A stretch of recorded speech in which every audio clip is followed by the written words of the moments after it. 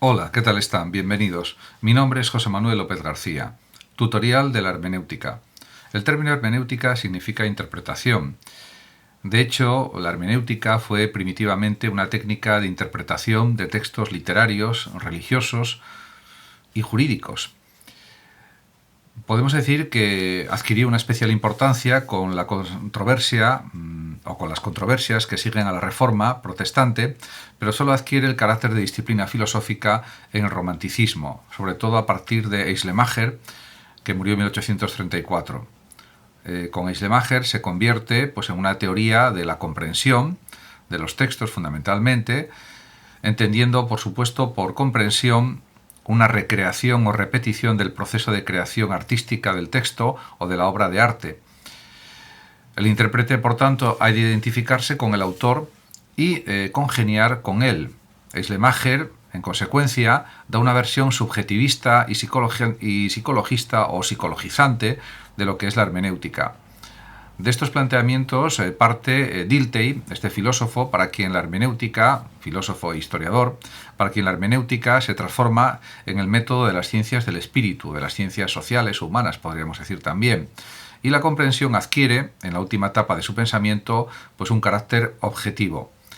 Ya no se fundamenta en una psicología comprensiva, sino que se dirige hacia las objetivaciones de la vida, es decir, hacia las obras y valores históricos y culturales que brotan de la propia vida y que han de ser de nuevo captadas por medio de la vivencia.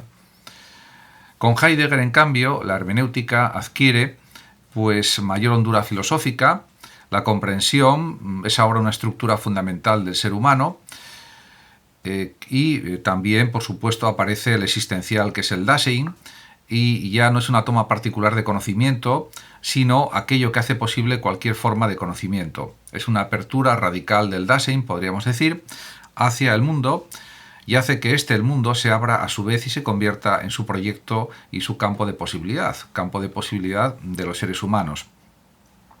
Y de la comprensión deriva la interpretación. En cualquier caso,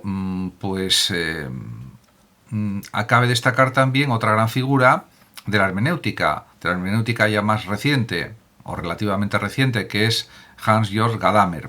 Gadamer, que nació en 1900 y que ya ha fallecido después de cumplir más de 100 años, su obra fundamental es Verdad y Método, de 1960, y con él la hermenéutica pasa a ser una de las corrientes fundamentales de la filosofía contemporánea. De hecho, por ejemplo, en España se cultiva la denominada filosofía hermenéutica crítica, por ejemplo, y también en general en Europa, en Italia, etc.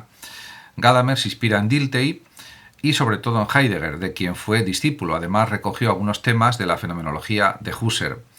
El resultado fue una teoría coherente acerca del fenómeno de la comprensión, entendida esta no como un método solamente, sino como una dimensión fundamental del ser humano que afecta a toda su experiencia histórica y también comunitaria. Insiste Gadamer en que la comprensión tiene un carácter objetivo. No consiste en entender a otro, sino en entender o entenderse con otro sobre algo, un texto, que puede ser no solo un texto escrito, sino también un acontecimiento histórico, una obra de arte, etc. Pero sobre todo, la comprensión debe ser, según Gadamer, histórica, en el sentido de que siempre se realiza como un acontecimiento mediado histórica y culturalmente y socialmente. Por lo tanto, según Gadamer, el análisis del fenómeno de la comprensión debe destacar sobre todo este último aspecto. Primero, en el proceso de análisis, en el proceso interpretativo, hay que considerar los prejuicios o falsas ideas y la tradición. Gadamer acusa a la Ilustración, por ejemplo, de un prejuicio básico, el prejuicio contra todo prejuicio y con ello la desvirtuación de la tradición. Fue solo a partir de la Ilustración cuando el concepto de prejuicio adquirió el matiz negativo que ahora tiene. Sin embargo, prejuicio en otro sentido solo significa juicio previo, no necesariamente juicio falso. Hay prejuicios legítimos, incluso los prejuicios de un individuo son, mucho más que sus juicios, la realidad histórica de su ser. Lo mismo sucede con la tradición, solo significa conservación, por lo que representa siempre un momento de la libertad y también de la historia. Según Gadamer, la comprensión de un texto solo es posible desde una precomprensión o un prejuicio que se proyecta sobre el texto y debe ser confirmada por éste. Así, según Gadamer, toda comprensión se realiza dentro de un círculo hermenéutico.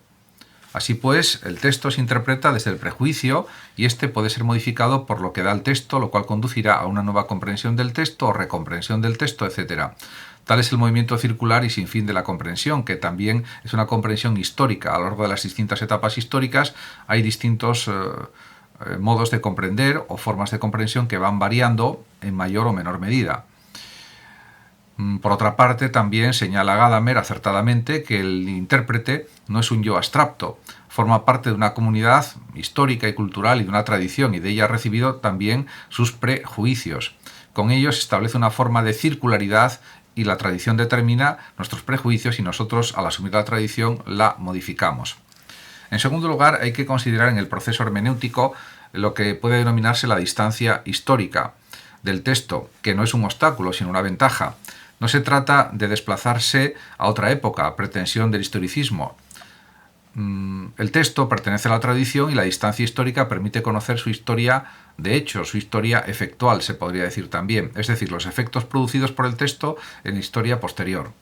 Puede, por tanto, decirse que el intérprete comprende el texto, que puede ser un acontecimiento o un producto cultural de cualquier tipo, mejor que su autor, porque, claro, tiene en cuenta el contexto cultural histórico, las distintas interpretaciones que se han hecho del texto, y pues eso enriquece su comprensión del texto o de la obra.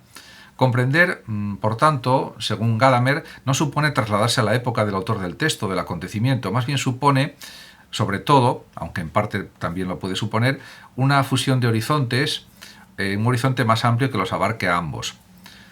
Eso hace que Gadamer pueda recuperar un aspecto de la hermenéutica tradicional olvidado por el romanticismo, la aplicación del texto al presente histórico, que es un aspecto esencial de su comprensión.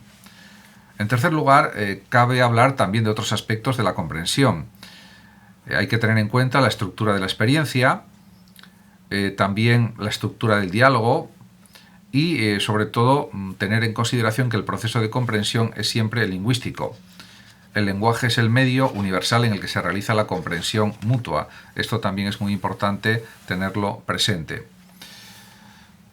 Por tanto, podemos citar una sentencia lapidaria de Gadamer, que dice: el ser que puede ser comprendido es el lenguaje.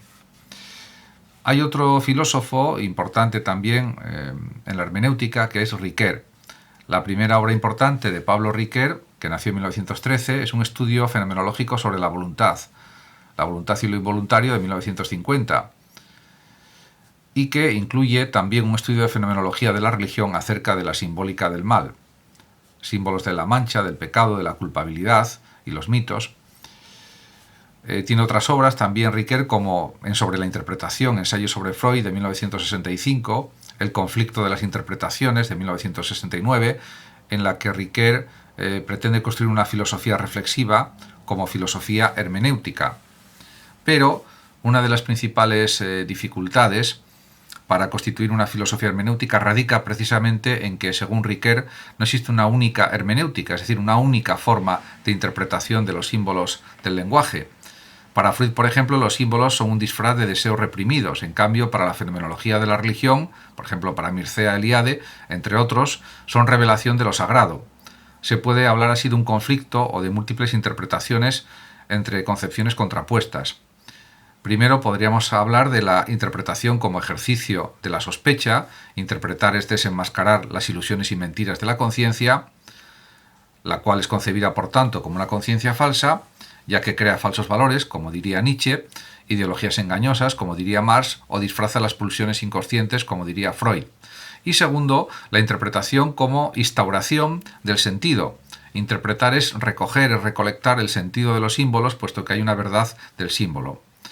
Ricoeur, que en un primer momento se coloca dentro de la segunda forma de interpretación, piensa, sin embargo, que la hermenéutica debe ser o debe unir dialécticamente la sospecha y la confianza, la desmitologización y la restauración del sentido, o también que la hermenéutica debe ser, al mismo tiempo, una arqueología del sujeto al modo de Freud, descubrimiento de lo ancestral y primario o primitivo, y una teleología de la conciencia al modo de Hegel, búsqueda de los símbolos o figuras que dan sentido al progreso de la conciencia de sí mismo.